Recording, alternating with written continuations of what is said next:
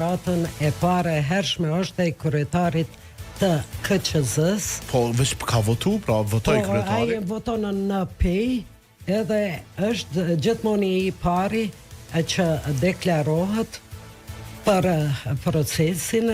Do të presim kolegët, do të na mundsojnë edhe të e kemi tash Kreshnik Radonici. Sot votohet për zgjedhjet nacionale, zgjedhjet parlamentare, për Kuvendin e Kosovës. Duhet të shfrytëzoj këtë rast që të ftoj të gjithë qytetarët e Republikës Kosovës që të dalin edhe të shfrytëzojnë të drejtën e tyre për të votuar, për të zgjedhur kandidatët përfaqësuesit e tyre të Republikës Kosovës. Nga ana e KQZ-s të gjitha përgatitjet janë bërë, përkundër kohës së shkurt, përgatitjeve të shumta sfidave që kemi pas, ne kemi arritur të sigurohemi që procesi të fillojë me kohë.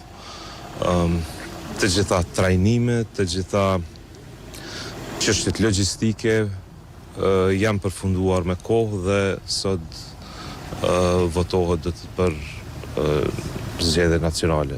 Dje kemi pas procesin e votimit në diaspor, i cili sipas njoftimeve ka shku shumë mirë, ka qenë proces i qetë, të gjithë që një pjesë e atyre që janë regjistruar për të votuar në përfaqësitë diplomatike kanë votuar.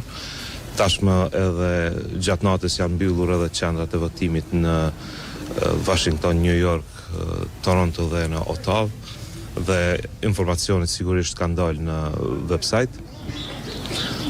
Uroj që të jetë një ditë e qetë, një ditë e mbarë për të gjithë, dhe i tërë procesit të mos ketë asnjë problem.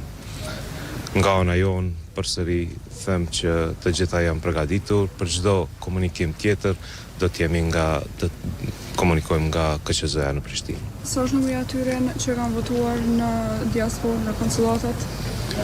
Nga informatat pa Amerikë dhe Kanadë ishte 15.600 saktësisht s'po kujtohet, por ky numër është ngritur tashmë veç pasi që janë mbyllur edhe vendvotimet në Amerikë dhe në Kanadë.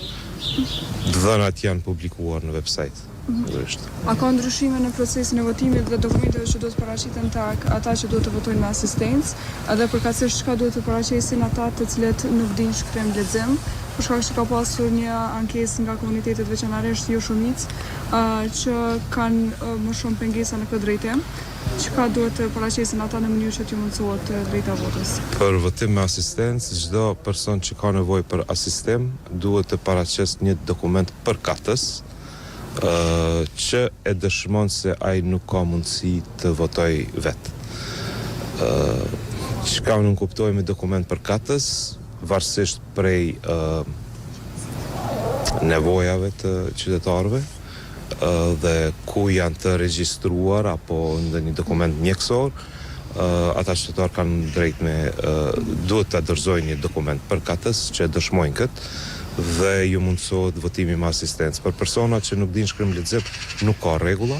Ligji këtë kategori në 2023 e ka largu si kategori për të votuar me asistencë. Sa i përket KQZ-s, ne kemi një procedurë standarde, do thotë edhe për këta personat, të cilët këtyre personave nuk ju mohohet e drejta votimit, por që asistimi i tyre nuk mund të bëhet në prapa kutisë votimit. Asistimi i tyre bëhet vetëm deri tek kutia e votimit, do thotë mund të komunikojnë me KND për të votuar, por votën duhet ta vendosin vetë. Nëse nuk ka ndonjë pyetje, edhe shihemi në Prishtinë. Paka shumicën e informacion.